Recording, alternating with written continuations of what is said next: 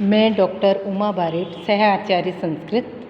प्रिय विद्यार्थियों, आज हम MA उत्तरार्ध प्रश्न पत्र तृतीय के अंतर्गत महाकवि माघ के विषय में अध्ययन करेंगे। संस्कृत साहित्य के काव्यकारों में माघ का उत्कृष्ट स्थान रहा है। यही कारण है कि उनके द्वारा विरचित शिशुपाल वध महाकाव्य को संस्कृत साहित्य की वृहत्त्रयी में विशिष्ट स्थान मिला है। राजस्थान के संस्कृत काव्यकारों में माघ का स्थान आद्य कहा जा सकता है तथा भारत के प्रसिद्ध सम्राट हर्षवर्धन के उपरांत के संस्कृत साहित्य के हास्योन्मुख काल में माघ का कवित्व सर्वोत्तम निर्धारित किया जा सकता है। शिशुपाल वध किसी न किसी रूप में परवर्ती काव्यों का पथ प्रदर्शक रहा है। इस दृष्टि से माघ का महत्व और भी अधिक बढ़ जाता है। माघ काव्य में पर्याप्त कृत्रिमता तथा अलंकृत काव्य शैली की उत्कृष्टता विद्यमान है, जिसके कारण विद्वान माघ को संस्कृत साहित्य के कलावादी कवियों में मूर्धन्य कहते हैं। माघ ने स्वयं अपने पिता तथा पितामह के आश्रयदाता राजा का वर्णन शिशुपाल वध की अंतिम पुष्पिका में उद्धृत किया है। माघ के पितामह सुप्रभदेव किसी वर्मलात नामक राजा के मंत्री थे। सुप्रभदेव के पुत्र दत्तक थे तथा दत्तक के पुत्र थे माघ। माघ निश्चित रूप से धनाढ्य थे। संभवतः इनका बचपन युवावस्था विलासपूर्ण वातावरण के अंक में रहे। इसका स्पष्ट प्रमाण है कि उन्होंने शिशुपाल वध में विलासिता का चित्रण उद्दीपक रूप में प्रस्तुत किया है। भोज प्रबंध की किंवदंतियाँ भी उन्हें दानशील तथा असाधारण विद्वान के रूप में कहती है। यद्यपि माघ के जन्म स्थान को ठीक से नहीं कहा जा सकता है, पर इनकी कर्मस्थली राजस्थान के वर्तमान जालोर जिले में स्थित भीनमाल नगर को माना जाता है, क्योंकि इसके स्पष्ट प्रमाण मेरु तुंगाचार्य विरचित प्रबंध चिंतामणि, प्रभावक चरित आदि ग्रंथों में उपलब्ध हो जाते हैं। वहाँ यह निर्देश है कि माघ कवि गुर्जर देश के श्रीमाल नगर के निवासी थे। यह श्रीमाल नगर वर्तमान भीलमाल ही था, जो उस समय गुजरात की सीमा पर स्थित था। इसे दृष्टिगत रखते हुए डॉक्टर भोला शंकर व्यास लिखते हैं, माघ संभवतः श्रीमाली ब्राह्मण थे और राजस्थान के पार्वत्य प्रदेश डूंगरपुर बांसवाड़ा के निवासी थे। माघ के जीवन वृत्त के विषय में इससे अधिक कुछ नहीं कहा जा सकता। यहाँ यह संकेत कर देना अनावश्यक न होगा कि भारवी की तरह माघ भी दरबारी कवि थे। माघ की कर्मस्थली भीनमाल का उल्लेख शिशुपाल वध की कुछ प्राचीन हस्तलिखित पांडुलिपियों में निम्न प्रकार मिलता है। इति श्री भिन्नमाला वास्तव्य दत्तक सुनोर महावैयाकरणस्य माघस्य कृतौ शिशुपाल वध महाकाव्य। उक्त उल्लेख यह घोषित करता है कि भिन्नमाल तथा श्रीमाल दोनों उक्त समय में अभिन्न रहे होंगे। अब माघ की स्थिति काल के विषय में इस प्रकार हम चर्चा करेंगे। महाकवि माघ कब हुए थे, इस विषय में विद्वानों में पर्याप्त मतभेद रहा है। इसका मूल कारण शिशुपाल वध की अंतिम पुष्पिका में वर्मलात के स्थान पर प्राप्त पाठभेद रहे हैं।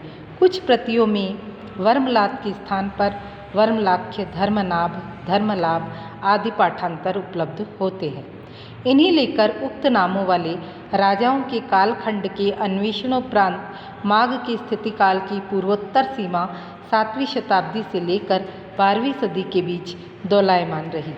भोज प्रबंध के अनुसार माघ भोज के समकालीन थे, क्योंकि भोज प्रबंध में माघ के संबंध में यह किंवदंती प्राप्त होती है कि एक बार माघ ने अपनी संपूर्ण संपत्ति दान कर दी थी।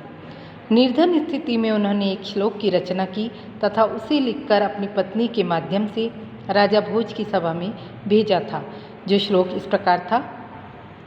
कुमुद वनम अपश्री मददम्भोज खंडम मुदति मुद मूलकः प्रीतिमांश चक्रवाकः उदय महिम रश्मिर्याति शितांशुरस्तम हत विधिलसितानाम ही विचित्रो विपाकः।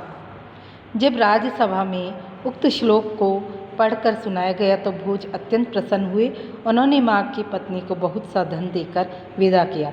माघ की पत्नी जब वापस लौटी तो रास्ते में याचक माघ की दानशीलता की प्रशंसा करते हुए कुछ मांगने लगे। माघ की पत्नी ने सारा धन याचकों में बांट दिया। जब पत्नी रिक्त हस्त घर पहुंची तो माघ को चिंता हुई, अब कोई याचक आया तो उसे क्या देंगे। माघ की उक्त चिंताजनक स्थिति को देखकर एक याचक ने कहा था, आश्वास्य पर्वतकुलं तपनोष्ण तप्त मुद्दाम दाम विधुराणि च काननानि नाना नदी नदशतानि च पूरयित्वा रिक्तो असि यज्जलद सैव तवोत्तमा श्री। यद्यपि उक्त किंवदंती कितनी सत्य है यह कहा नहीं जा सकता, तथापि भोज का काल 11वीं सदी है, जबकि इससे पूर्व के ग्रंथों में शिशुपाल वध के उदाहरण मिल जाते हैं। अतएव शिशुपाल वध के कर्ता माघ धारा नरेश भोज के समकालीन कदापि नहीं हो सकती। फिर भी माघ के समय निर्धारण के लिए हमें कुछ अन्य बाह्य प्रमाण भी देखने होंगे। वामन तथा आनंदवर्धन ने अपने ग्रंथों में माघ के कुछ पद्यों को उद्धृत किया है, जैसे रम्या इति प्राप्तवती पताका त्रासाकुलः परिपतन परितो निकेतान। इससे स्पष्ट है कि माघ निश्चित रूप से वामन तथा आनंदवर्धन के पूर्ववर्ती रहे हैं। क्षेमेंद्र ने भी माघ के पद्यों को उदाहरण के रूप में उद्धृत किया है, अतः माघ क्षेमेंद्र से भी पूर्ववर्ती रहे हैं। नृपतुंगाचार्य के कविराजमार्ग में तथा सोमदेव के यशस्तिलक चंपू में भी माघ का उल्लेख मिलता है, जो माघ के काल की अंतिम सीमावर्ती सदी को निर्धारित करते हैं। अतः साक्ष्य के रूप में माघ के द्वितीय सर्ग के निम्न श्लोक को उद्धृत किया जा सकता है। अनूत सूत्र पदन्यासा सद्वृत्ति सनिबंधना शब्द विद्येव नो भाति राजनीति पस्पशः। शब्द विद्येव के संदर्भ में भोला शंकर व्यास ने टिप्पणी की है कि इस पद्य में व्याकरण सूत्रों के साथ ही महाभाष्य कशिकावृत्ति जिनेन्द्र बुद्धि विरचित न्यास ग्रंथ का भी संकेत किया है। जिनेन्द्र बुद्धि बौद्ध वैयाकरण थे। सिंह की यात्रा के विवरण में जिनेन्द्र बुद्धि का नाम नहीं मिलता, जबकि भर्तृहरि की मृत्यु का उल्लेख उपलब्ध होता है। अतः जिनेन्द्र बुद्धि द्वारा न्यास ग्रंथ की रचना सिंह के जाने तक नहीं हुई थी। न्यास की रचना संभवतः 700 ईस्वी के आसपास हुई थी। यदि इस मत को माना जाए तो माघ 8वीं सदी के पूर्वार्ध में माने जा सकते हैं। विद्वानों के मतानुसार माघ ने जिस न्यास का उल्लेख किया है वह जिनेन्द्र बुद्धि विरचित भी हो सकता है। समीचीन नहीं, क्योंकि जिनेन्द्र बुद्धि ने स्वयं न्यास ग्रंथ में कुणी चुल्ली नल्लूर पूर्ववर्ती न्यासकारों का उल्लेख किया, तथा बाण भट्ट ने भी हर्षचरित में कृत गुरुपद न्यासा लोक एव व्याकरण अपि पंक्ति में न्यास का उल्लेख किया है, जो कि जिनेन्द्र बुद्धि से काफ़ी पूर्व के है। अतः माघ का समय बाण भट्ट के पश्चात किंतु जिनेन्द्र बुद्धि से पूर्व का निर्धारित किया जा सकता है। डॉक्टर कीलहार्न द्वारा अन्विष्ट वसंतगढ़ शिलालेख में माघ के पितामह सुप्रभदेव का उल्लेख किया है। इससे उनके पौत्र माघ का समय यदि 80 वर्ष बाद भी माना जाए तो 8वीं सदी के प्रारंभ काल या 7वीं सदी के अंतिम काल में माघ की स्थिति को माना जा सकता है।